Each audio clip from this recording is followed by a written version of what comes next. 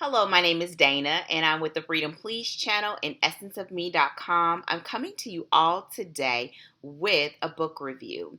Now, this is a different type of book review, at least in my opinion, because it is a book based on a knitting technique, which is the art of making sweaters, but specifically about honestly how you can adjust a sweater to your liking. And the book is Sweater 101: How to Plan Sweaters That Fit and Organize Your Knitting Life at the Same Time. I received a copy of this book to review. This review, of course, is my own opinion and what I think of the book. And if you're interested in knowing a little bit more about the book, my thoughts, and how I used the techniques in this book, then stick around.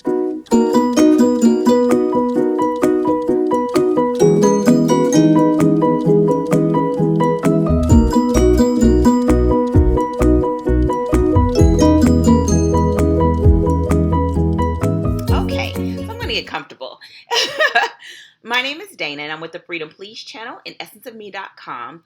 I received a copy of Sweater 101 at my request because I was interested in reviewing the book, but I also had my eye on the book for a very specific reason, because at the beginning of this year, I decided that if I was going to be a real knitter, I was going to make a sweater. Now, this book is accompanied with, well, actually, I'm going to say accompanied, but that's probably not totally accurate. The author, Cheryl Brunette, has a channel on YouTube where she walks viewers through the process of making a sweater from beginning to end. You can also go to there's a link, and go to her site and get a handout, and the handout will walk you through the steps. I wanted to bring that up at the beginning because in the beginning, I wanted to know, was it worth purchasing the book, which at the time of this recording is, I think, $30. If it was worth paying $30 for this book, when there is a free YouTube class and a free handout that you can download and print. And it may be different when you watch this, but hey, it may be the same. And so I want to address that first before I get into this review. Is it worth paying $30 for this book? Yes. Hands down, if you do not watch any more of this video, yes, yes, triple yes. I said two yeses and then said triple, but you get the point, okay? And I'm going to tell you why. Before doing this book, I'd never knitted a sweater. I'd never crocheted a sweater. In the past, I've done shawls and hats and scarves and all types of things, but nothing that would be close to apparel that I could think of. In crochet, I've done some things, but not in knitting, okay? And I knew I wanted to make a sweater.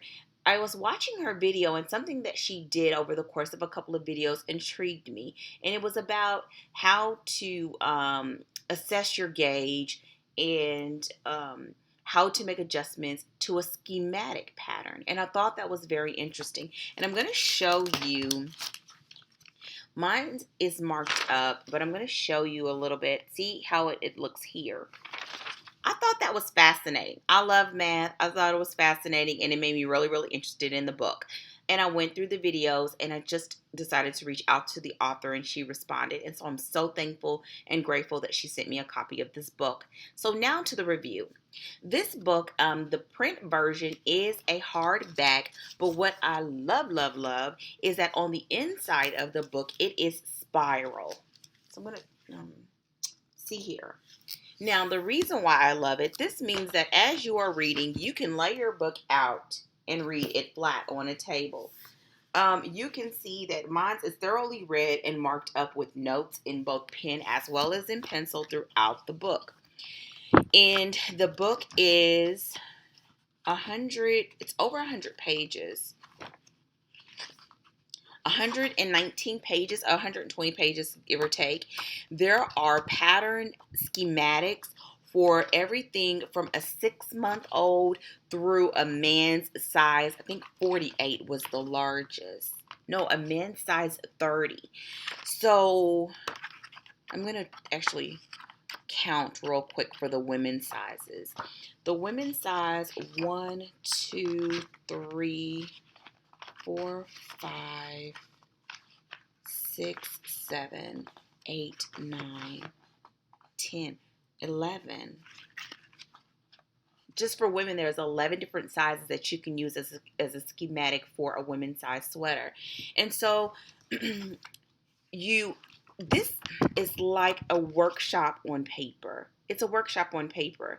And if you combine this with her free tutorials on YouTube, you have a well-rounded approach to making a sweater. And so she takes you through everything from sizing to the different types of sweaters and the way that they are shaped differently. For example, on this section, it's the difference between a set-in sleeve and a raglan sweater. There is just how to do your gauge, how to get it right.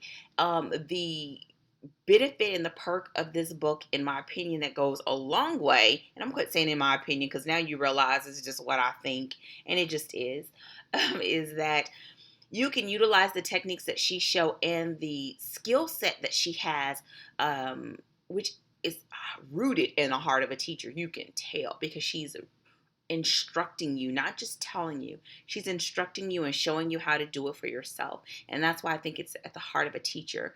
But she shows you how you can get any pattern that you have and use these techniques to adjust the pattern to your own liking and to suit your needs.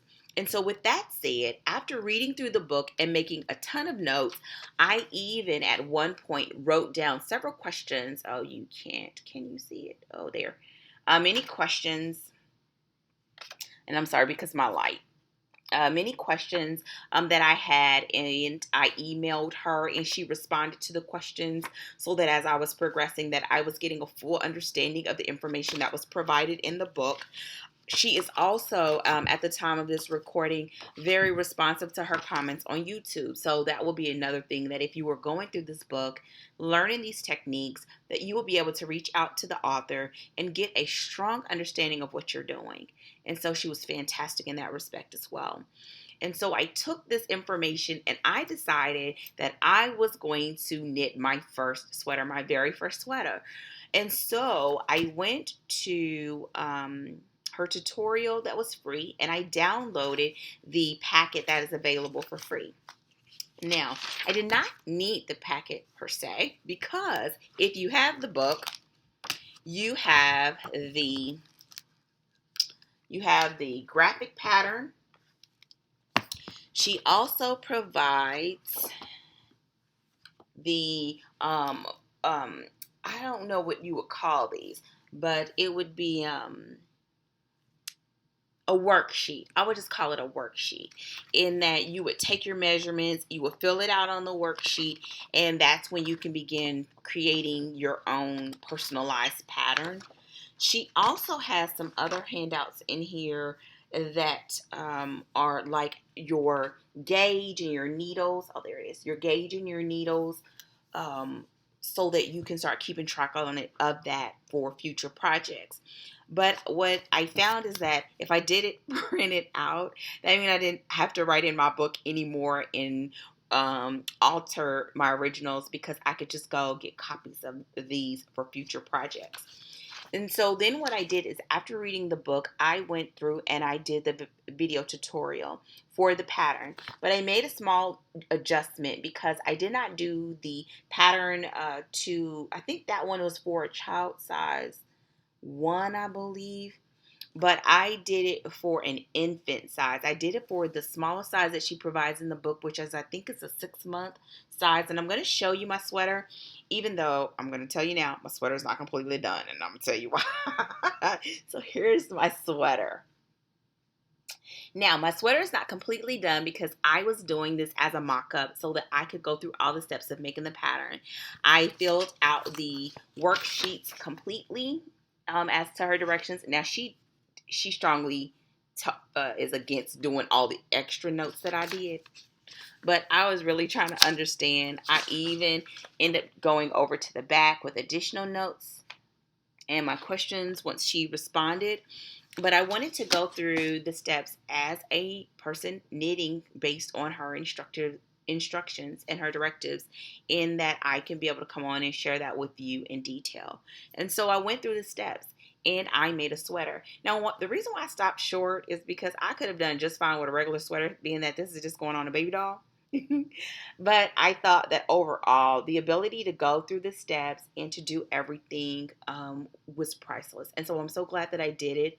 I also did it because I was able to use just some affordable yarn that I bought from Walmart for, no, I got it from just a local box store for about $3. I had a coupon. I bought it for $3 and I made a sweater, a baby sweater.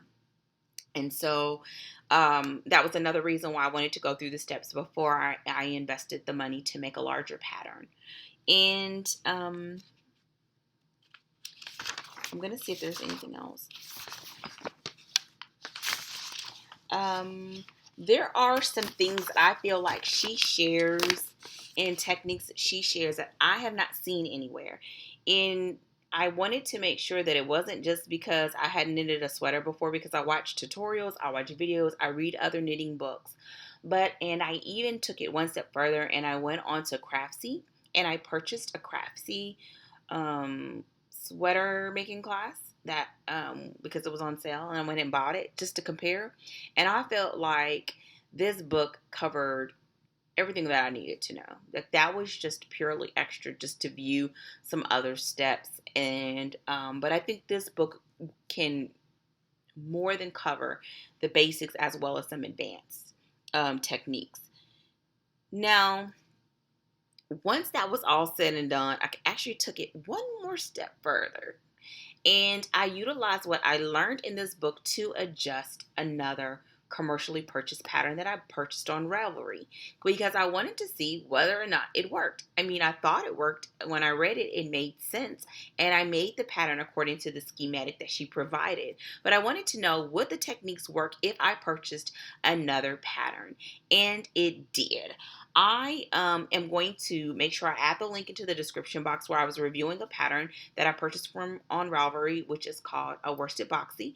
And I utilized the techniques of one of the techniques that I believe that she shares in here is how to you make your own gauge, utilizing whatever size needles you want to use and whatever weight of yarn that you have, and to alter the pattern according to your gauge. Which, just in case you don't get that or understand it, I'm going to try to say it in a different way so that it, like, the wonderfulness of it, I know that's not a word, rubs off.